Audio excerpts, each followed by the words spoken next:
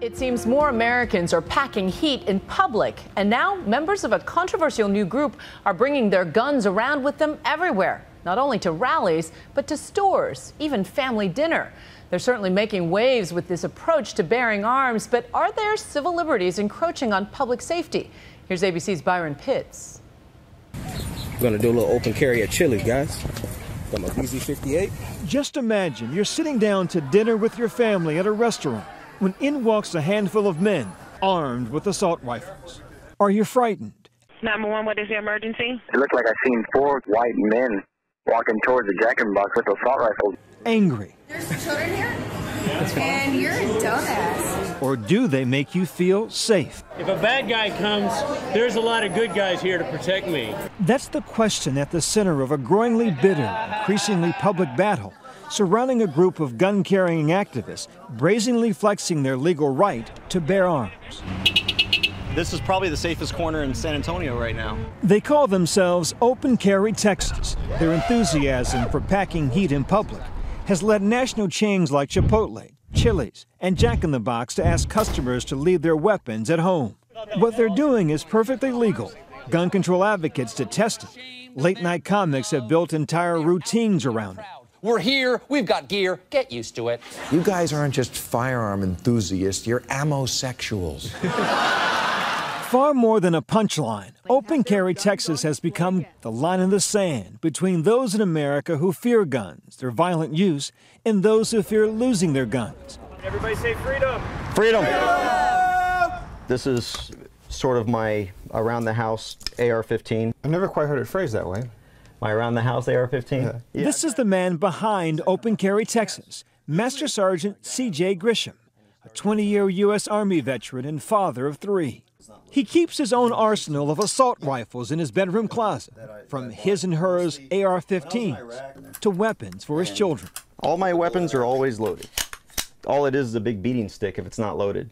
Grisham says one traumatic event, caught on a police dash cam, was the spark that ignited Open Carry Texas. I was arrested last year. My son and I were going on a hike. Grisham says he brought along that rifle strapped across his chest to protect them from wild animals. About halfway through our hike, a police officer approached. Some reason why you have this? Because I can. Well, okay. Since carrying a rifle is legal in Texas, even without a license, Grisham believes what happened next was illegal. Oh, hey, no, don't disturb me, man. Hey. All right. And at that point, he pulled his gun, stuck it to my head, and threw me into the car. Grisham's 16-year-old son, Chris, also videotaped the arrest. His father, taken to jail, later convicted of interfering with police duties. Okay, now I'm going to do everything you say. Hey, dude! You know, my son had to watch this whole thing. You alarm people and they call us and we can... Okay, and did you explain to them what the law is, sir? Grisham told us he's still battling the demons from tours in Iraq and Afghanistan. The arrest triggered one of the worst episodes of PTSD he's ever endured. You can ask me for my weapon. You know, I've always been a gun rights advocate, but this turned me into an activist. And how long are you keeping me in jail for? That arrest video took off and a movement was born. It's the first flag we ever had ordered. With a goal to expand open carry rights in the state of Texas. While it's legal to openly carry so-called long guns like AR-15s and AK-47s, state law prohibits the open carry of handguns. Grisham wears a plastic pistol every day to symbolize his fight to expand open carry laws. And that's the bottom line for you, the right to openly carry a pistol. Right, and you know, once we get that, people aren't going to be walking around with rifles, and you probably won't even see a whole bunch of people walking around with pistols, but we should have that opportunity. Nearly every week, Grisham, his wife Emily, and often their 12 and 16-year-old hit the road to attend open carry marches across Texas. Oh, our guns are kissing. Aww. This night, he invited us along to a rally in San Antonio. Here are people with guns, and they're not shooting up a school, they're not shooting up a business, they're not robbing a bank. There are folk in the country who you are scaring, right? I realize that there are people that have what I call an irrational fear of guns. Grisham stressed the fact he always calls ahead to alert police about their marches. We meet nearly 24 well-armed supporters, from retirees to children, men and women, gun lovers of every race. So often when these kinds of events are covered by the media, right? I may see this gentleman, I may see that gentleman, but I don't see you there. My house was robbed by 5 guys about 4 months ago. The police did nothing. So therefore, I think it's my duty to protect my family. Crime really has no color. Open carry members waving, passing out flyers on one of San Antonio's busiest intersections. Most motorists are supportive, but some. What do you think of these guys? Hi. Nuts. What do you think? I'm a journalist. I'm here getting people's opinion. Away. And I had my first flip off today. What did they do? They put me on.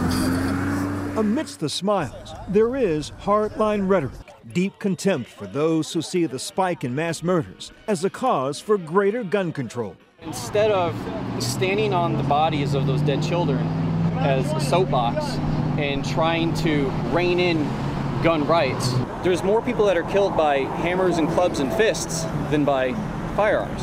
Actually, the latest FBI data shows that firearms are responsible for 69% of homicides in America, clubs and fists 9%.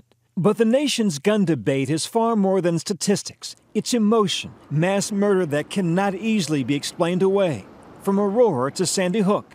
One line of reasoning one might think is that someone like yourself who has seen the results of what can happen when a gun is used against another human being, that you might be more inclined than the average person to want to restrict who has access to that kind of power.